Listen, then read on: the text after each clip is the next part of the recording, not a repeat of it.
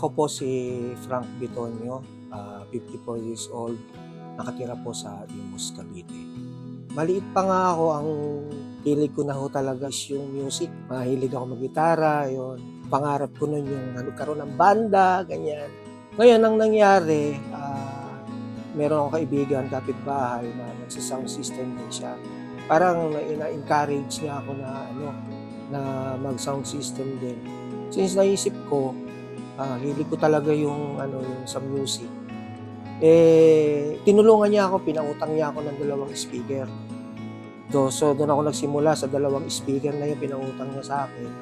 Hanggang sa tinulungan din ako ng pamilya ko, asawa ko, yung mga kapatid ko, bayaw ko. Sila ang tumulong sa akin para makapagsimula. Tapos yung pagdi-deliver ng pagiging rider, doon ako nakaipon unti-unti, isa-isa ng gamit, hanggang sa makabuo ako ng isang sound system. Nung nakabuo na ako, yung sa una, wala pa akong mga sariling kliyente. Pinapasahan lang ako ng kaibigan, ng kapitbahay ko na nagsa-sound system. Tapos, nagsimula akong mag-post sa mga Facebook, sa mga marketplace. Then ko, yun nakakakuha naman ako ng mga kliyente. Sa katagalan, nakabuo ako, nakabili ako ng drum set, ng electric guitar, acoustic guitar, hanggang sa makabuo naman ako ng band instrument. Bali, ang ano ko ngayon is sound system with band instrument rental. Nagpaparent ako ng electric guitar, bass guitar, bass amp, lahat ng gamit sa banda. Drum set, yan. Yun nga, since mahilig din ako sa banda talaga, nagbuo rin ako ng banda. So, package na. Pag umarkila ka ng sound system, eto na yung sound system, eto na yung band instrument, eto na rin yung banda. So, pinackage ko na yun para kumpleto na yung ng kliyente, hindi na sila kukuha pa ng iba. So, ngayon, ang parenta ko ng sound system, 5,000, starting ng 5,000. Pag ipinackage mo lahat-lahat, yung band instrument, mga nasa 12K lang. Nakakatawid naman sa unang-una sa pangangailangan natin. Gamit, yun nga, since pa lang 2 years, yun ang mga naipundar ko sa pagsa-sound system ko ngayon. So far naman, lahat ng mga kliyente na aking napagserbisyuhan, satisfied naman sila. Kumbaga, malalaman mo naman sa pagkatapos ng sabihin nila, susunod po kayo, kuhanin namin. Okay po. Good, maganda naman yung feedback nila sa akin.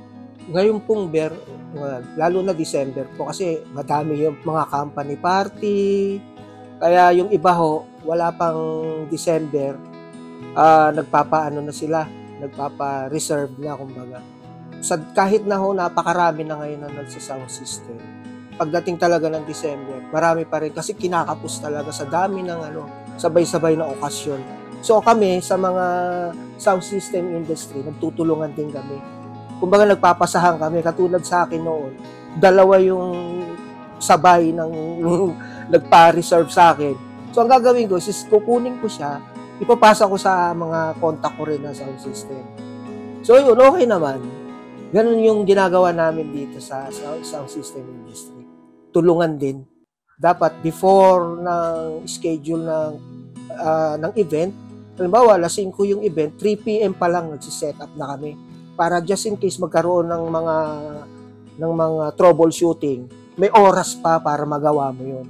So kaya kahit mahirap, talagang tagaktak ang pawis mo pag si-set up, hindi ako napapagod, hindi ako tinatamad, parang nasisipagan pa ako kasi ganun pala talaga pagka ang isang negosyo, passion mo o hilig mo, kahit mahirap, hindi mahirap. Kahit na nakakapagod, hindi ka napapagod. Parang pag ang ginagawa mo, gusto mo, masaya ka. Siguro mas maganda, yun yung skill mo, yun yung passion mo, yun yung gusto mo na gawin mong negosyo. At makakapagpatuloy naman tayo sa awa ng Diyos para siya naman po ang siya naman ang bibigay ng lakas sa atin, ng loob. Siya nagbibigay ng linaw ng kaisipan natin Kasi pag hindi ka talaga para diyan, kahit anong gawin mo, hindi ka diyan eh. Pag gusto ng Diyos na diyan ka, kahit ano, kahit ayaw mo, diyan ka. Kumbaga, siyang mag-guide sa'yo kung talagang para saan.